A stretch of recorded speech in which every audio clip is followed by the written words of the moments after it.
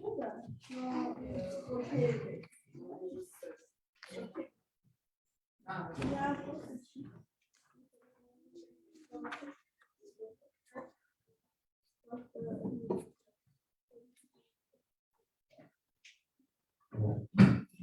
anyone remember what we learned last week?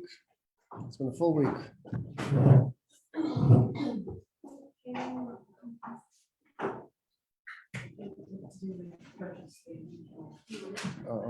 What? I remember we were talking about if you could.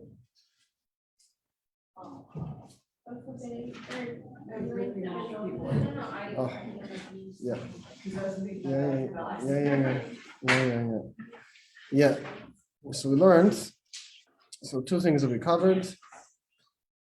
Number one, deceiving, the prohibition about deceiving and misleading others, and also the prohibition of doing business with forbidden objects. So let's start just to review the prohibition of doing business with forbidden objects. So we'll review it. It's in page 409 in the English, chapter 64, page 409. In the Lashon HaKodesh, in the Hebrew, 408, Siman Samach Daled. So we mentioned last week that there's a fundamental difference between certain things which are prohibited. Some of them, there's something called an Isser Hana. Isser Hana means that I'm not allowed to derive any benefit from it. Does anyone remember what an example of that is? Avodah Zarah, very good. A Wendy's. Oh, Basar B'chal, milk and meat together, those cooked, milk and meat that were cooked together. Yeah. Sorry, why is the Page 409. So if you have meat and you have milk or cheese, whatever it is that was cooked together, so first of all, there's a prohibition to cook it, right? You're not allowed to cook it even if you're not going to eat it. There's a prohibition, obviously, to eat it. Then there's a separate prohibition to derive any benefit from it. You're not allowed to give it as a gift to somebody. You're not allowed to use it for whatever other useful purposes that it can give you. There's different things that are discussed. What's the criteria for Hana? What does it mean to derive benefit? So on and so forth. But whatever it is, you cannot give it as a gift. You cannot sell it, so on and so forth. You have to bury it, right? Milk and meat that was cooked together, you have to bury it. Now, we started learning last week that there's something different by other prohibitions. By other prohibitions, most of them, we don't find that there's a prohibition to actually derive benefit from them, right? A non-kosher animal, right?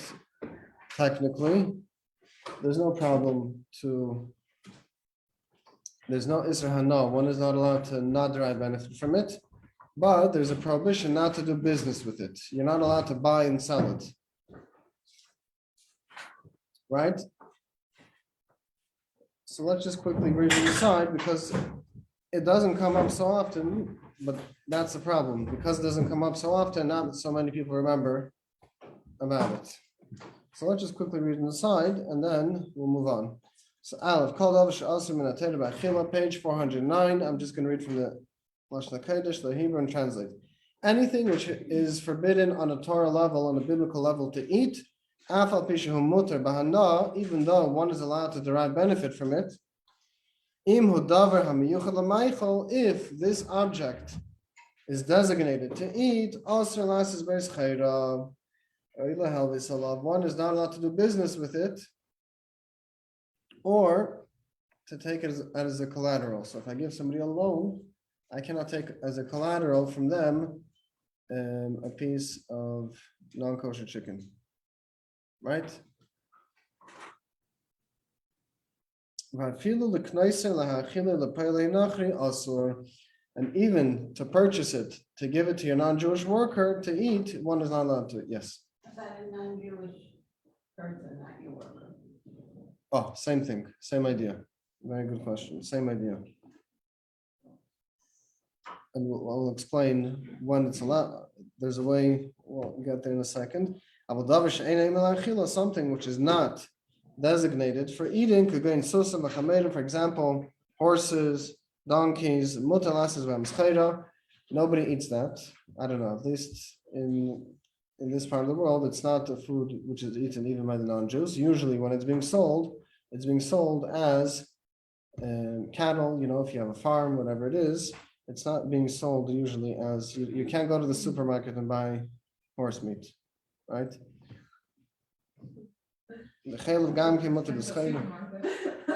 Okay, maybe, I don't know. The forbidden animal fats, also you're allowed to do business with them. So let's just take this law, this halacha, and apply it in a practical way. So the first thing that we mentioned, that by basar b'chal of meat and milk, which is cooked together, that you're not allowed to do business with it. So that, obviously, I can't open a fast food restaurant, a chain, right? Because it's milk and meat that was cooked together. By me selling these things, I'm deriving benefit from milk and meat that was cooked together. That's not allowed. Well, what happens if I made a parv non-kosher restaurant, so to speak? There's no milk products whatsoever. And I'm selling non-kosher beef, non-kosher chicken, whatever you want. Is that allowed? No, that's exactly what we learned. You're not allowed to. Why? Because the prohibition comes, it's biblically prohibited to eat non-kosher meat. So therefore, I cannot do business with it. And what's the second thing that we mentioned? That it's designated for eating. So to open a restaurant, which obviously that's the whole thing is for eating, for food. Therefore, it's not allowed. Now, what happens if I want to open up a petting zoo? And I'm going to sometimes on the side buy and sell non-kosher animals. Is that a problem? You're not eating it. Oh, you're not eating it. Exactly. Oh, that's the difference. If it's not designated for eating. And the example which is brought here, horses, donkeys, whatever it is, it's not limited to these two examples. Whatever is not designated for eating, they're just non-kosher animals, but you're not eating them, then it is allowed. Now, what happens if you are a manager of the company and it's not necessarily all Jewish workers and you want to take them out for lunch? You just launched a big project. It was very successful. The customers are very happy and you want to go out for lunch, right? You give them the money. There you go. So to buy it, to purchase from the store and to give it to the non-Jewish workers, you're not allowed to. Why? Because giving a gift ultimately you are gaining from giving them a gift, right? They're going to like you more. They're going to work better. They're going to work harder. Nobody gives gifts to strangers, or at least to coworkers, whatever it is, just for the sake of giving them a gift. It's always, in a business, you're gaining, so to speak, ultimately. So that's close to doing business. So therefore, a Jew is not allowed to buy non-kosher food to give to his non-Jewish workers, even though they have no problem to eat non-kosher food, but you're not allowed to buy it for them. So what do? So one thing is, that was mentioned, you give them the money and let them buy what they want. So you're not actually buying them any non-kosher food. You're giving them money. They can, in theory, do whatever they want with it. So they buy this, they buy that. That's already not your problem. That's already up to them. Yeah. You can give like a card for them. A gift card? No, Oh. you can give like the card or you Oh yeah. Oh, better to give them cash, because if you give them your card, ultimately you're buying it for them. Can you give them cash out? Is that like the same thing as just like giving cash? Yeah, why Someone not? has cash. Yeah, you can give someone a cash out. What is it giving them for this? Oh, so that's a very good question. The reason for this is it's brought a few reasons. Number one, the Chassam Sofer, whatever, one of the earlier halachic authority writes that there is really no given reason. The Torah said it's not allowed. The Ein Deish in time of the Kra, we don't learn out the reasoning from the verses, and therefore if it's not allowed, it's not allowed. And but other Paiskim, other halachic authorities, right, because if you're going to be allowed to do business, there's a concern that maybe somebody's going to accidentally come to eat it. Right? If I own a business, the whole day I'm selling non-kosher meats, non-kosher whatever, right? So there's a concern that Chas v'shalom, somebody who owns such a business may come to accidentally eat it. You have a restaurant, you're the whole day dealing with non-kosher food. So therefore, even though one is allowed to derive benefit, but business, Chazal were, it's machlokes if this is a biblical prohibition or only a rabbinic prohibition, whatever it is, but that's why it's forbidden. Yeah. Just to clarify, I have to take care of non-Jewish children. Okay. They're not my workers or they won't like me better or not. I can't buy non-kosher food then. Oh, Is that correct? we'll see. And the fourth halacha. So there's two things. So you can buy them kosher food and give it to them as a snack, whatever it is. Or you can buy them non-kosher food, which is only non-kosher from rabbinic decree, so to speak. So non-kosher meat that the Torah says we're not allowed to eat, right? But certain things, like something which is just not pas Yisrael or it's not chalav Yisrael, stuff like that, as long as all the ingredients are theoretically non-problematic, it's just not, yeah. Okay. Base, number two, the halacha number two, another exception to this rule. Yeah. Could you buy like a non-kosher chicken? A non-kosher chicken, meaning those already, didn't they give it to somebody who's not Jewish? No, so that, because a non-kosher chicken is already on a biblical level that it's prohibited, so therefore one cannot. So one more practical question: what happens if you want to open a Starbucks? We mentioned it last week, or a coffee shop. What's the halacha? And you're going to have non-kosher, not chol Yisrael milk. What's the halacha? Are you allowed to open it or not? Yes, Yes. Why? it's not forbidden by the Torah. It's only midrabanan, meaning it's forbidden. It's not allowed. But the prohibition of business, being that it's only a rabbinic prohibition, so there's no problem to do business with it. Obviously, you can't consume it, but to do business is not a problem. Beis, halacha number two.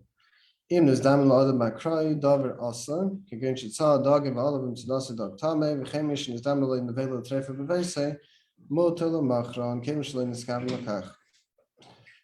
This is an interesting halacha. If, by chance, so to speak, it came into the example we just brought, somebody went fishing, somebody went hunting, and by chance, when they picked up the net, when they went fishing, a non-kosher fish, which is biblically forbidden, came up in your net, then you're allowed to sell it. You're allowed to do business with it. Or somehow non-kosher meat got to your house, whatever it is, you didn't go to get it. It, by chance, somebody brought it to you, whatever it was, you didn't actually go out of your way to get it, then the halacha is mutar l'machron, then you're allowed to sell it. Since when you acquired it, had nothing to do with you really, you didn't have in mind to specifically purchase this item or to get this item, then it is allowed. Now, you have to sell it right away. You should not wait for its value to go up. You got it. The Torah says you're allowed to sell it. Okay, you have to sell it right away. You're not allowed to wait for its value to go up. You're allowed to sell it through somebody else, even though this somebody else is going to gain a profit from it. They're going to gain, let's say, a percentage, commission, whatever it is. But you're not allowed to sell it to the person who's selling it for you completely. So I'm allowed to appoint somebody to sell it for me. But why can't I sell it to the other person, to sell it on my behalf? Yeah, if they're Jewish, why is it a problem? Because they can't direct them. Because that's actual business. Right? You have a leniency, you're not to sell it because by you, it was nizdamna, it was by chance. But for you now to go and sell it to another Jew, for him to sell it to somebody else, he doesn't have that leniency. It didn't come to them by chance. He's actually doing business. So that's not allowed. But to appoint him as a shliach, to appoint them as as your salesperson, and they receive commission, that's already okay. Gimel, halacha number 3. Also, one is allowed to collect debts from non-kosher animals, but also and you have to sell it right away. Because you're not allowed to leave them over in order to make a profit. Let's say I gave a loan to somebody who is not Jewish. I gave them $100. Fine. Now this person said, you know what? I don't have cash on me, but let me repay you with non-kosher meat. So the halacha is I'm allowed to collect $100 worth of non-kosher meat. I have to sell it right away, even though next week it's going to shoot up to 150, the value. The halacha is you're not allowed to wait. You have to sell it right away. However, if when I collected, the person told me, hey, listen here, the value today is $50, but I'm telling you, the value is going to shoot up next week to 100. You gave me $100 loan. In a week, this is going to be worth $100. Take it and sell it. That's allowed. That's fine. So you're not leaving it over to make more money. You're not leaving it over to, what's it called, listaka, to gain more of a benefit. You're just making the value. So if you're making the value, that's fine. Daled, and the fourth halacha is davar she'ein isurei el midrabanan, something which is only forbidden on a rabbinic level, as we mentioned.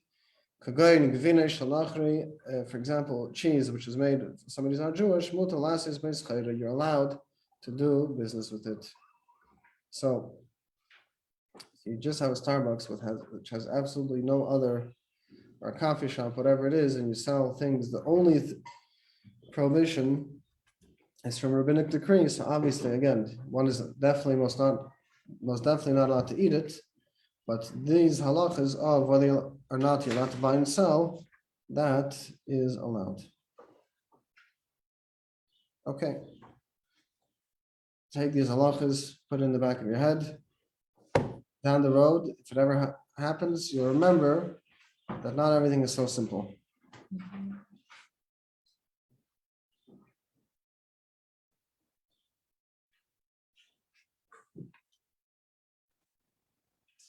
And also last week we covered chapter 63, which is page 407, just the page before, the prohibition of deceiving others or to mislead others, right?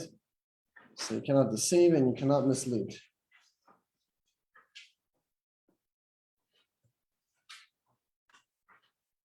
What's worse, to deceive somebody just with words or to deceive somebody in monetary, in a business transaction? Why? Because money you can repay that words you can't. Exactly. Money, you can always return. You can say, listen, I'm sorry. I really owe you this and this, right? Let's say you gave me this amount, but really the product that I gave you is not worth so much. I'm sorry, here, take it back. When it comes to verbal deceiving, if somebody misled or deceived somebody verbally, that not always can you fix. Right? If you said something, you can actually hurt somebody and you can't fix it anymore. Once you said it, even if you're going to go and say, no, I didn't really mean it, whatever it is, they're great people, they're not really what I said, you tainted the image of that person in somebody else's eyes forever. And as we mentioned last week, that somebody who cries out to Hashem because they were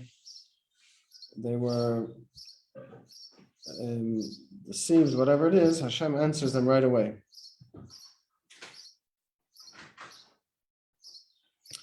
So,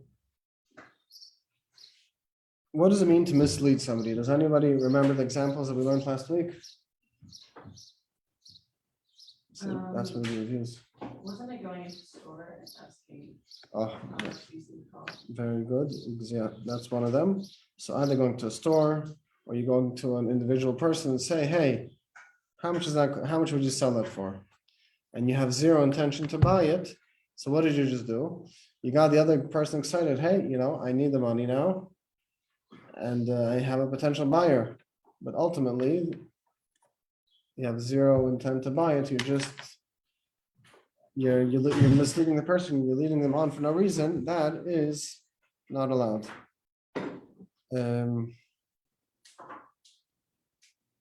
Yeah. If you intimate that you're gonna buy something from someone and then you don't, you owe them, If you what? If you let's say you say to somebody, I'm probably going to buy that. Or I'm really interested in buying it, but then you don't. You So, owe them. oh. You owe them. Correct. So that's a good question. So if you just said I'm interested, the truth is, even if you said I'm going to buy it, if you go back on your word, you're not obligated to give them anything.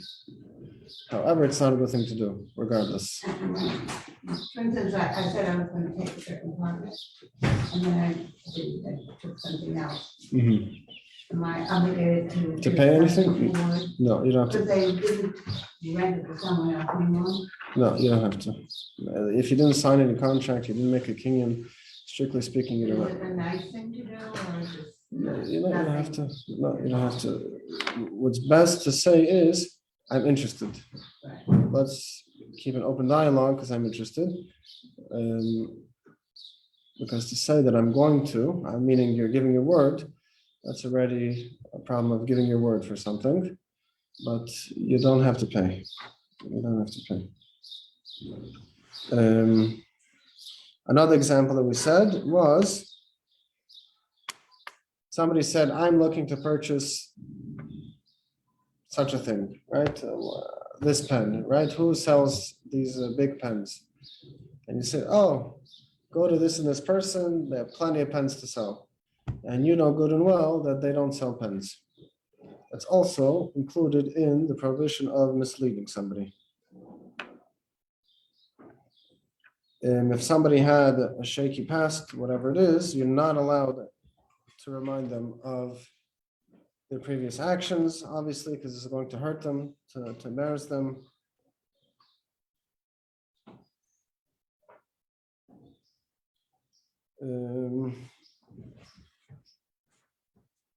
Somebody asked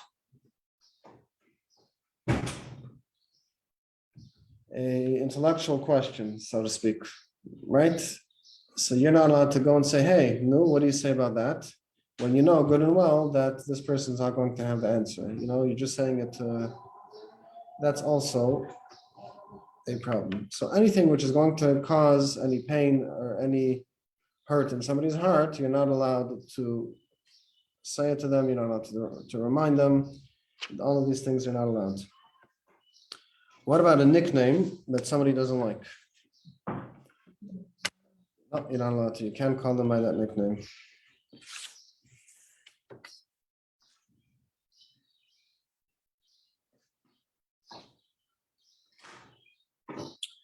And you're also not allowed to, another example of misleading, something called Gnevas Das. This is not allowed, even to, these halachas is not allowed to do to somebody who's not Jewish either. For example, if a non-Jew came and said, I want to buy kosher meat, you're not allowed to sell them non-kosher meat and tell them it's kosher meat. So even though they don't have a mitzvah to keep kosher, so you would think to yourself, why do they want to buy kosher meat? The halacha is you're not allowed to sell them non-kosher meat if the transaction that you agreed upon is for kosher meat. And if you're selling something which is blemished, let's say, you have a store or you're selling something which is secondhand, even if it's secondhand, and there's a little blemish that they didn't catch, that they don't know about, and this blemish doesn't really take away from its value, but it's still there. The halacha is you have to tell them, in advance, by the way, before you purchase it, I just want you to know that there's this and this blemish in the object, so to speak. Now, this is a very interesting halacha.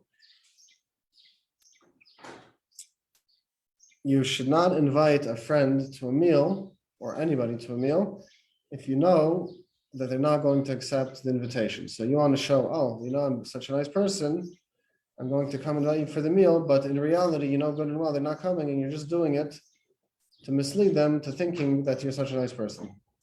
No, I have a policy of inviting people, and, just to be nice. Oh, that's different. That's different, yeah. If you have a policy to invite everybody, that's different. Here, we're discussing, somebody, exactly. It's the intent is more of a deceiving intent that, good and well, sorry? Polite invitation. Yeah, polite invitation, so to speak, that they're not really going to come and but by you giving them a polite invitation, so to speak, it's not a real invitation, that's not allowed. So I think, well, the person wants to be invited. Well, that's different, because that you mean it. All right. You mean it, you actually want them to come. If they come or not, that's up to them. But we're talking in a case where somebody wants to score some brownie points. They know good and well, so to speak, that person is not going to accept. But they're just doing it for personal gain, so to speak. That's not allowed. And anything similar to this, one is not allowed to do. Whatever you say, you have to be echad b'peh, echad b'leiv. Whatever you mean in your heart, that's what you have to say. Yeah. But what is if, I invited them politely, I did not really mean it to come, but they do show up. Great. So is it a problem? They showed up. That's it. You're fine. They showed up. So it shows you it wasn't just a polite invitation. You actually meant it. Because look, they came. They took it seriously. Okay. So again, these are halachas that people have to be aware of them, because not everyone always, these halachas are not always sitting on the top of somebody's mind. You know what I mean? You're in shul, you see somebody, hey, this seat, of course you consider, I saved it just for you. No, you didn't. But you know what I mean? But stuff like that, we have to be careful that we have to be truthful people. Of course it's common. That's how we're learning it. You're not allowed to say that, as a joke, you can say it. Sarcastic. If you're sarcastic and the person that understands you sarcastic, that's one thing. But if you know what I mean? Yeah. Yeah, okay. It's so common to say, is anyone sitting there? Oh, that's for you. Yeah, no. So if it's self-understood that obviously you didn't save it for them and you had no intent, you didn't even know they're showing up, and you're just being polite, that's different. But if one is doing it to I saved the seat just for you, I was thinking about you, but in reality, that's already a different story. That's not allowed. Okay, so we're going to start Siman and Ches, chapter 58. A different topic altogether. Din Birchas Hareach, page 373 in the English, 372 in the Lashon Kodesh. The laws concerning the bracha over fragrance. Right? So just like you make a blessing before you eat, also before you smell something that a person derives benefit, pleasure from, just like by food, when you derive pleasure from eating, the same thing is when it comes to smell, a person derives pleasure from smelling, and a person has to make a bracha, a blessing, before they do so. Once a week, at least, this bracha is recited. Anyone remember where? Abdallah, exactly. Yep, so everyone's already familiar with it. So Aleph, halacha number 1. Just like the exact same way that one is not allowed to derive benefit from food or from drink before they make a blessing, so too, the exact same thing, one is not allowed to derive benefit from a good smell, a good fragrance before they make a blessing, right? Same thing. Shanemar, how do we know that you're not allowed to derive benefit from it? Kel haneshama tahalul. The pasuk says the entire neshama will praise Hashem. What does that mean? What is something physical that only the neshama derives benefit from, and not the physical body? Smell, a good smell is something that only the neshama benefits from and not the body. So when the pasuk says that the entire neshama will praise you, so we see that there's something that only the neshama derives benefit from and not the physical body. And therefore, being that your neshama derives benefit from it, there's a mitzvah to make a blessing over it before you smell. But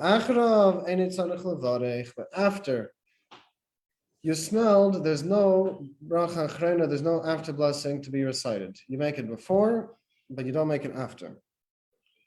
Can anyone guess why? This is a trick question. If you read the next few lines, you'll see, but see if you can come up with the answer by yourself. Oh, it doesn't last. Oh, well, very good. So let's explain what that means. That's really the answer. If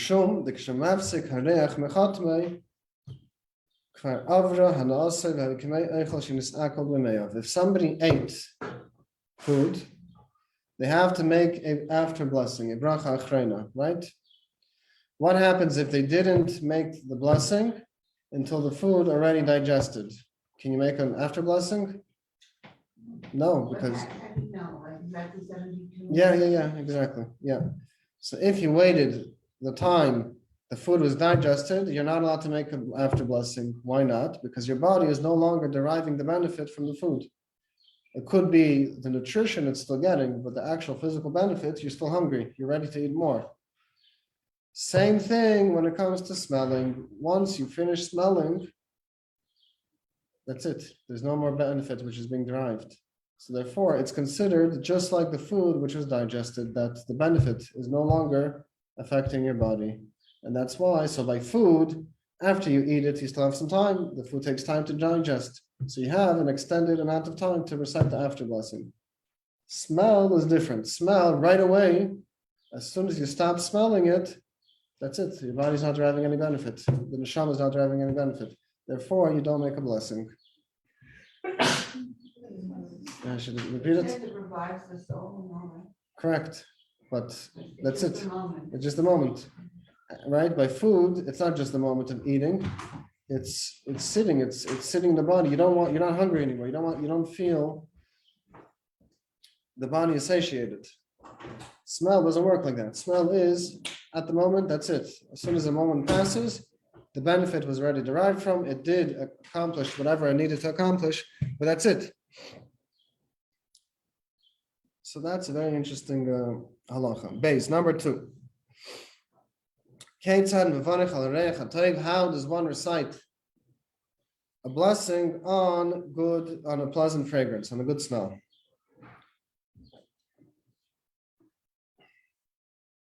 If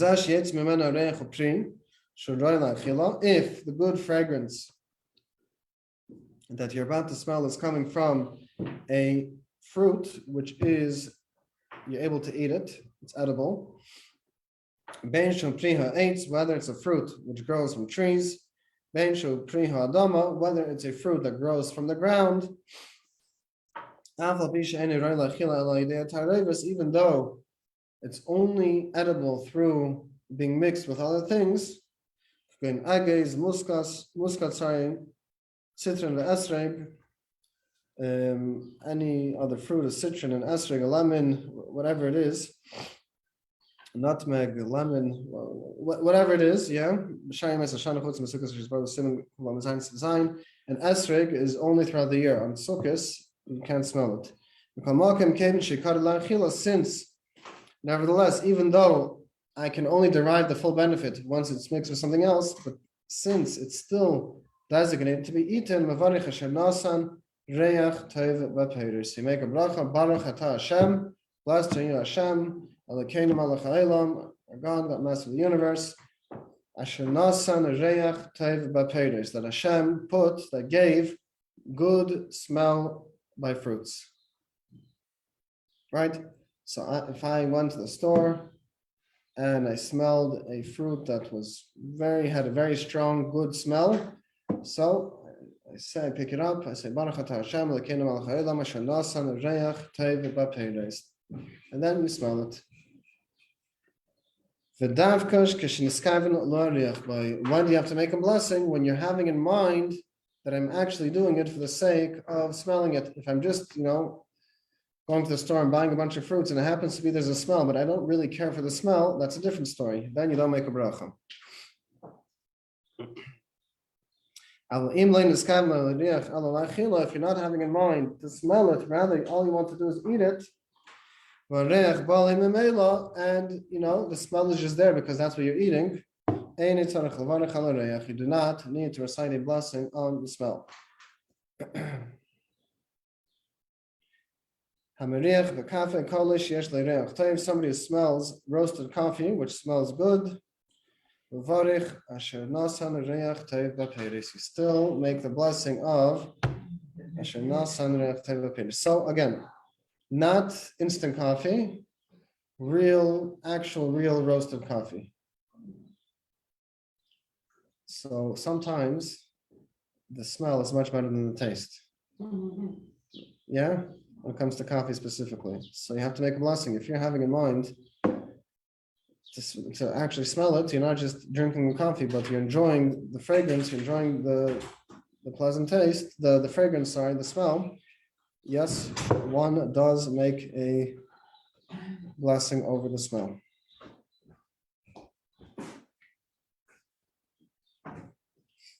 Gimel, halacha number 3.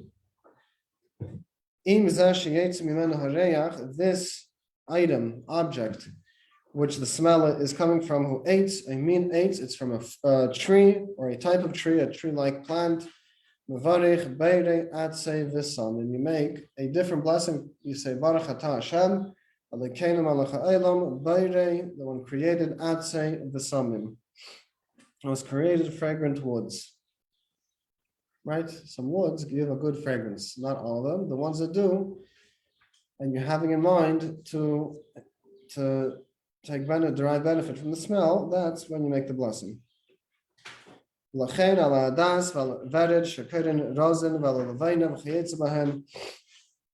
therefore, when it comes to myrtle, roses, frankincense, any of these things,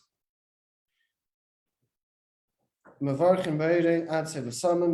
the blessing of that the one Hashem who created the fragrant woods, the kavan the since the main purpose of these items is not to eat, since the main purpose of you smelling it is not for the eating, right? These things are not designated to eat, rather they're wood, whatever it is. So you can't say because it's not a fruit, it's not designated to eat. Rather, you make beire atzei v'samim. Al pilpulin vel zangvil. So pepper and ginger. Yesh emrim de mevarchim. Some hold that you do make a bracha, a blessing. Yesh emrim de enim mevarchim. Some say you don't make a blessing. Al kain ein la reach b'hem. So therefore, one should not smell them with the intent to derive benefit. Okay, so let's quickly recap because there's a few details and let's just have it clear. Even if we're not going to cover so much today, but at least when we cover, it should be clear by us.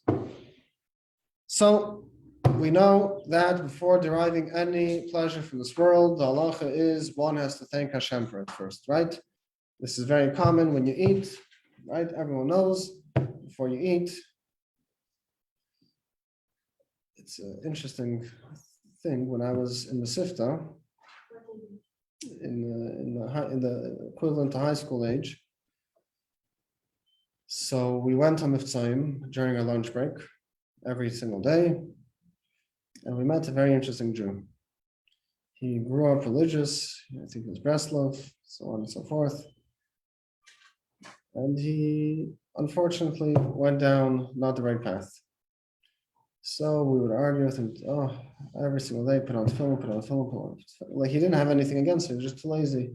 You know, he's unfortunately somebody who, okay, but before he would eat or drink, he would always make a blessing. Without a yarmulke, without a kippah. He would, so I asked him, what are you doing? Why? You don't want to put on film, but why are you making blessings? Like, what's your deal? So he said, no. This, I'm so used to it. You don't eat without making a bracha, without making a blessing. That I can't stop. I only stop things which are hard for me. This is not hard for me. This I always did. So why did I bring it out? Because making a blessing, first of all, it's not so hard, right? That's number one. And number two, even on his level, he understood a little bit that before you eat, you make a blessing. Before you derive any benefit, even though he did it for a different reason, but at the end of the day, before you take any pleasure from this world, you thank Hashem for it. If you're in a situation and you don't remember all which bracha, can you just say last name? Yes, you could. Very good question, Dad. What's the question? If you don't know which one's which,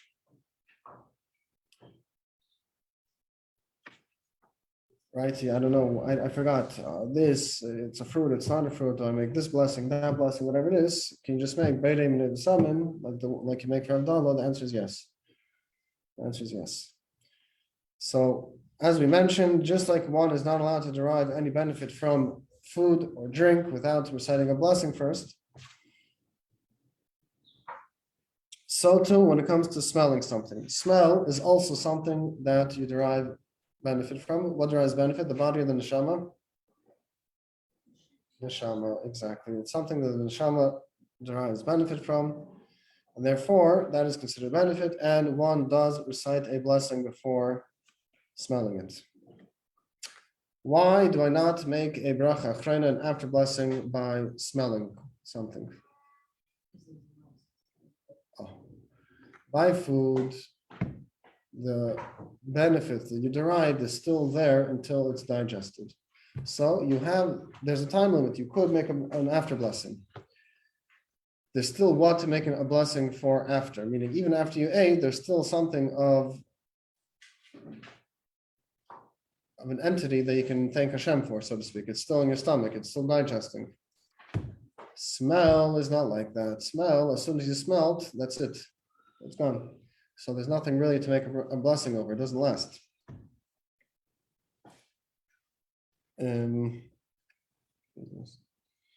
Okay, so Mitzvah Hashem, we will continue next week. Hashem. Thursday, Rabbi Hanok is coming. So to speak about a change. So I was supposed to do Thursday,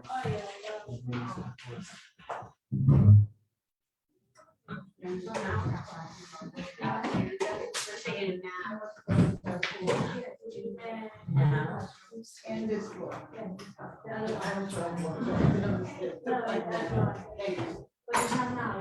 Hi girls, how are you? Good morning. I want to make some important announcements, okay? Returning students. Hi, good morning. How are you? Good to see you, Ada. Okay, returning students, please, you must fill out your returning student applications, even if you're a part-time student, not in the dorm, et cetera, et cetera. We're not going to be like processing applications in the summer. The summer, girls who are currently in the dorm and or the dorm annex and want to stay until, because they want to be at the weddings in Mitzvah Hashem. So the dorm officially closes for the school year. It goes into the summer mode this Sunday after school ends. So school ends the 14th, whatever that date is, that Sunday. So if you want to stay for the next 10 days to 14 days, you're going to be officially in the dorm or the dorm annex in the summer. So there's a separate fee for that. Okay, that's $100. And if you want to stay throughout the summer in the dorm, we are going to be closing the dorm annex. But if you want to stay in the dorm in the summer, you're currently in the dorm. So we are fixing up the dates on the summer dorm contract, and we'll have those for you. Tomorrow's workshop with Mrs. Saramareza, which is from 9:15 until 10:50. Okay, nobody's gonna be let in late. You've got to be there on time and no phones. Okay, and any questions and comments, she's gonna take at the end. So if you have comments about something that she says, you have a question, you'll write it down, and at the end, she's gonna take questions and comments. Okay, and then, the last thing is that, as we've mentioned a few times about, for those of you who have been here for a full year, at the end of the year, we have a kakasiyum, a finishing ceremony, graduation ceremony, whatever you want to call it. It's on the night of the 14th, Tuesday the 14th. And the certificate that we give out is for students who have a minimum attendance of 80% for the whole year. If you have any question of, we feel bad if somebody thinks that they're getting the certificate and they're not due to their attendance.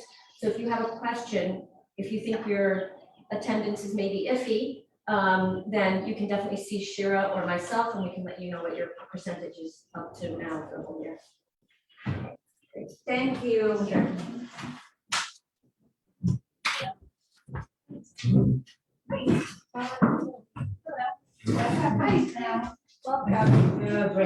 I'm Shira, Abrams there. What? I sent you a bunch of emails. Yes. Thank you, Alana. Okay, welcome. Sure. Hi, I'm Ina Engel. Oh, yes, very nice, okay. Hello. Hi, how are you? This is the, yeah. Well, So you tell them what is the Yes. Oh, my God.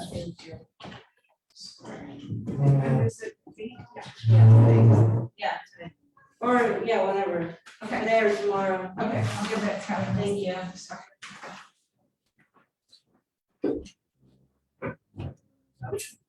you.